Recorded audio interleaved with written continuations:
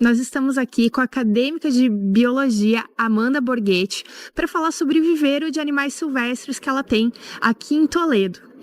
Amanda, conta um pouquinho mais como que foi o surgimento, como que foi a criação desse viveiro, como iniciou? Desde criança, eu sempre fui uma pessoa muito apaixonada por animais, por conta da minha família mesmo, né? A gente sempre teve muitos animais diferentes e hoje, né, como eu tenho a minha casa também, a gente tem diversos tipos de animais aqui. Alguns animais a gente recebeu, né, de doação do estado, algumas outras pessoas compraram animais legalizados, depois disso não puderam mais cuidar e acabaram doando pra gente. Outros foram adquiridos de criatórios licenciados. Então, atualmente a gente tem aqui 20 animais sob os nossos cuidados, das mais variadas espécies. Vamos dar uma voltinha aqui, então, para a gente conhecer os animais e vamos comentar um pouquinho a respeito de cada um. Essa aqui é uma iguana nordestina, ela foi adquirida de um criatório legalizado. Os cuidados com ela são bem tranquilos, ele atualmente come a ração extrusada peletizada, né, própria para a espécie dele, e também come diariamente frutas e verduras. Atualmente a gente acorda aproximadamente 5h30, 6 horas da manhã para dar início à rotina, né, início à alimentação dos animais, porque tem alguns dos nossos animais que eles tomam medicação contínua, que eles precisam, né, de um cuidado. A gente tem animais paraplégicos, então a gente tem que ter todo o cuidado com esvaziar a bexiga de manhã cedo, trocar a fralda, fazer toda a limpeza, asepsia. E a gente também tem que preparar toda a alimentação deles diariamente, né, 3 vezes ao dia. Então de manhã cedo a gente fornece a ração peletizada, né, própria para cada espécie. As marcas hoje atualmente atendem uma ampla variedade de espécies de animais. A iguana mesmo, ela come uma ração da Megazoo, que é uma ração própria para eles mesmo, própria para iguanas. E daí, depois do meio-dia, a gente realiza também mais uma troca de água, porque a água lá a gente troca pelo menos 2 vezes ao dia, até por conta do verão, né, tá calor. E a gente daí alimenta eles com verduras, legumes, frutas. E depois à noite a gente faz mais uma alimentação com a ração extrusada também. A questão da limpeza a gente realiza 1 vez ao dia. Ele tá bem curioso aqui com o microfone. A gente realiza 1 vez ao dia.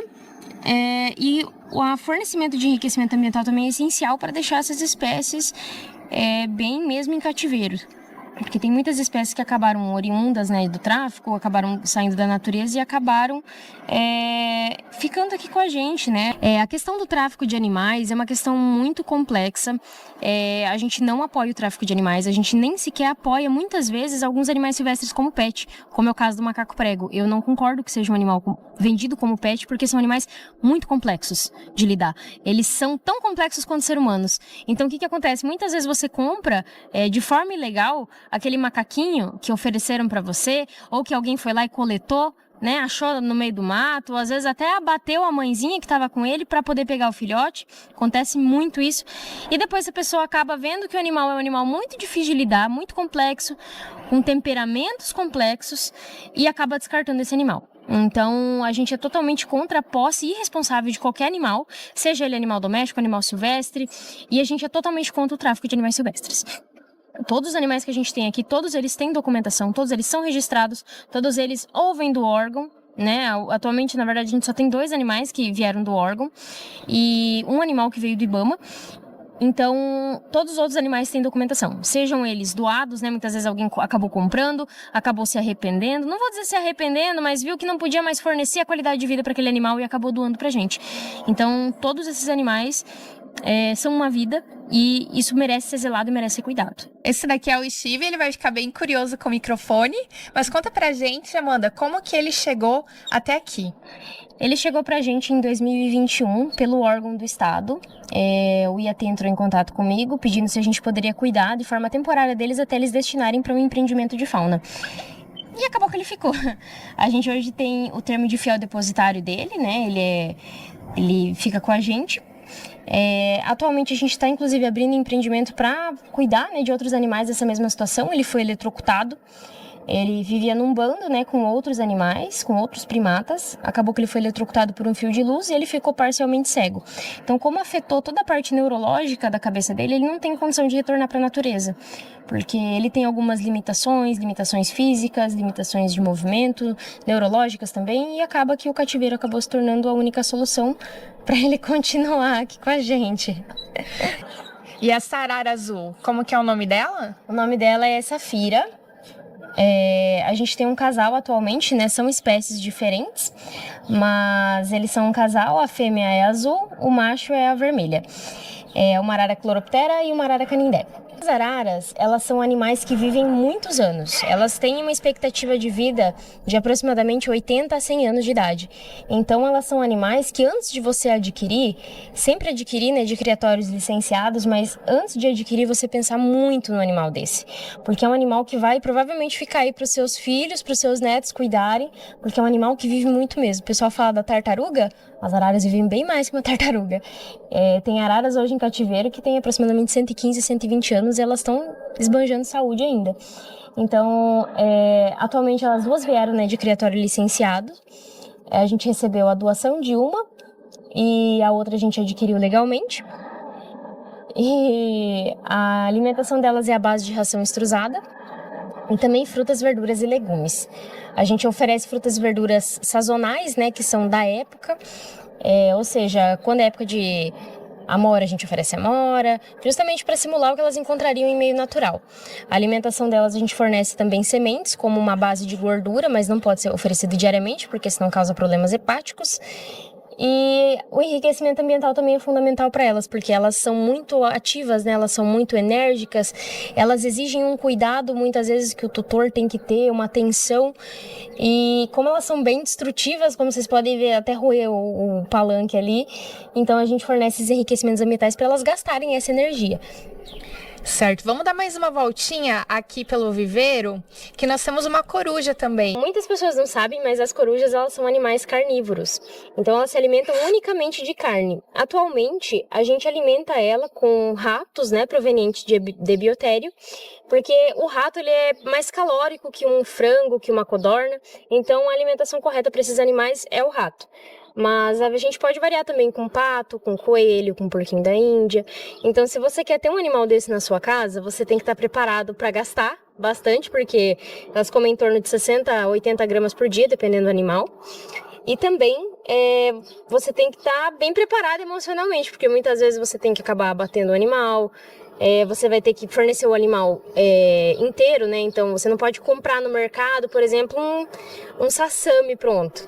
Ele tem que comer pelos, ele tem que comer vísceras para formar a egagrópila, que é uma bola que como se fosse a limpeza do estômago deles, que eles acabam colocando para fora, e para realizar essa limpeza tem que ter ossos, tem que ter pelo, tem que ter penas, então as presas têm que ser oferecidas inteiras. Em Toledo, em 2022, a gente entrou com um processo, né, de licenciamento do mantenedouro de fauna para a gente poder acolher outros animais que estão em situação vulnerável, que muitas vezes não têm destinação. Então, alguns animais aqui a gente, né, tem nessa mesma condição e a gente gostaria de ajudar outros animais. Então, a gente entrou com um processo de licenciamento e a gente se deparou com algumas leis de Toledo que nos proibiam de dar continuidade a esse licenciamento. Então, a gente teve que entrar, né, com pedido de solicitação de alteração de lei na prefeitura, como envolvia muitos parâmetros, né, envolvendo proteção animal, envolvendo outros animais também, foi uma coisa muito longa, muito desgastante. A gente conseguiu somente em agosto do ano passado, de fato, alterar essa lei, e já em setembro a gente entrou com a questão do licenciamento. Aí a gente teve que abrir, nesse meio tempo, outro CNPJ, a gente teve que fazer diversas alterações, né, para que fosse possível continuar esse processo de licenciamento. Então agora a gente está aguardando apenas realmente a prefeitura dar uma posição para a gente sobre o alvará, né, para a gente poder dar sequência na abertura do empreendimento, e a gente torce agora para que dê tudo certo. Agora nós estamos aqui com uma jiboia. Amanda, como que a jiboia chegou até você? Essa aqui foi um animal adquirido, né, de um criatório legalizado. Tem vários criatórios hoje espalhados pelo Brasil, inclusive tem vários aqui no Paraná, que comercializam esse tipo de pet aqui, que é um pet bem diferente, é um pet exótico. Ele é um animal silvestre, ele é uma jiboia da Caatinga. A alimentação deles é um pouco complexa, porque quando eles são filhotes, eles se alimentam mais vezes, né? Eles se alimentam até uma vez por semana, uma vez a cada 5 dias. Conforme eles vão crescendo, você vai espaçando essa alimentação. Esse aqui já é um macho que tem 8 anos, então ele come somente uma vez no mês.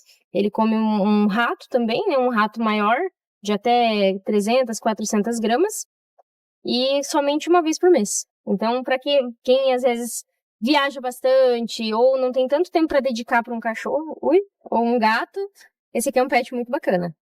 Além da jiboia, você também tem outras 4 cobras. Tem as outras 4 cobras, todas jiboias. E a jiboia é uma cobra tranquila para se manusear? Sim. Ela é um animal muito tranquilo. Ela é um animal grande, né? Como vocês podem ver, mas ele realmente já é um animal adulto. Quando você compra um animal legalizado, ele vem bem pequenininho para sua casa. Então dá tempo de você se habituar bem em relação ao tamanho, em relação às necessidades de cada animal, porque apesar de eu ter outras 4 jiboias, todas elas possuem necessidades totalmente diferentes. Eu tenho uma jiboia amazônica, tenho uma jiboia argentina, então todas elas são animais totalmente diferentes um dos outros, que têm necessidades específicas. Uma umidade mais alta, uma presença maior de troncos no terrário, porque são animais às vezes mais arborícolas, às vezes um substrato mais macio, maior, para elas se enterrarem embaixo, que se for um animal mais terrestre. Então cada uma tem sua peculiaridade, cada uma tem as suas necessidades diferentes, e é muito importante para o tutor fornecer isso, prestar atenção nas necessidades delas para poder fornecer isso para elas.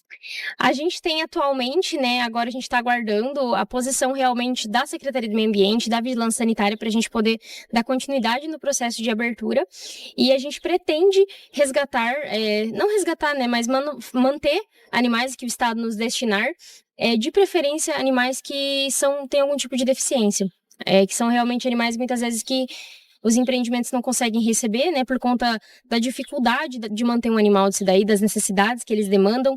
Então, a nossa preferência é sempre para esses animais que são especiais, que têm algum tipo realmente de dificuldade, que é a nossa meta. Nossa meta eu sempre falo que o motivo disso tudo aqui é poder cuidar e fornecer qualidade de vida para todos os animais, sejam eles qualquer animais mesmo, desde cobra, lagarto, periquito, aranha. Aqui em casa nenhum é discriminado, todos eles são amados. E como que iniciou essa paixão toda pelos animais silvestres? Eu devo muito aos meus avós, principalmente, porque meus avós são pessoas também muito apaixonadas por animais. E desde criança eu sempre fui muito incentivada, né, pela minha família. Eu cresci no meio de cavalos, de galinhas, de cachorros. Então eu sempre tive um amor muito, muito forte pelos animais. Mas o que realmente pesa muito no meu coração são os animais silvestres. São animais muito pouco incompreendidos, né? São pouquíssimos. A compreensão entre eles às vezes é muito pequena, né? Por parte da população, por parte de outras pessoas. Pessoas têm preconceito. Tem preconceito inclusive com corujas, alegando de falar, quando uma coruja voa em cima de uma casa, alguém vai morrer. Então são muitas superstições que a gente luta todos os dias para desmistificar isso, para estar trabalhando o preconceito dessas pessoas. Inclusive o mantenedor vai ter um papel muito fundamental na sociedade em relação a isso, porque a gente quer trazer para a população, né, quer integrar a sociedade nesse empreendimento, com visitas técnicas, com o intuito, né, de educação ambiental. A gente quer fazer palestras, quer fazer oficinas, para justamente dar a oportunidade para a população de conhecer esses animais, de conhecer outros animais também. Então, a gente espera que agora seja só uma questão de tempo mesmo.